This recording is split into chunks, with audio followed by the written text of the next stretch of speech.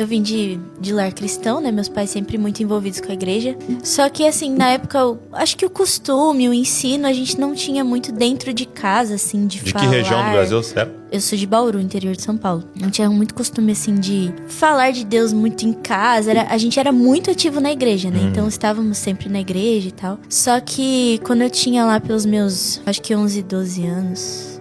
mais ou menos assim, pré-adolescente. Meus pais foram num encontro com o Haroldo, né? O Haroldo Walker, Harold Walker. Que era tipo uma imersão assim de uma semana, 10 dias. E eu e minha irmã não fomos, né? Só eles. E aí, eles já eram convertidos há muito tempo, mas aquilo foi quase uma segunda conversão, assim, pra eles. Porque eles ouviram sobre a palavra de uma forma que eles nunca tinham ouvido na vida, assim. Eles contam que nesse encontro eles quase não dormiam à noite. De tão impactados que eles ficavam com as mensagens e tal. E aí, quando eles voltaram, até meu pai brinca que ele estacionou o carro na garagem e ele nem tirou as malas do porta-mala. Ele entrou em casa, sentou eu e minha irmã no sofá, ele e minha mãe, e ele falou assim: olha, a partir de hoje nossa vida vai mudar. E teve uma palavra que impactou muito ele, que um irmão lá pregou sobre, chamou de 5 níveis da igreja, né? Que ele disse que a igreja, você vai viver sua relação com Deus de forma individual, mas o segundo nível seria viver a igreja com a sua família, o terceiro com seus amigos espirituais, mais de perto, o quarto com a igreja local,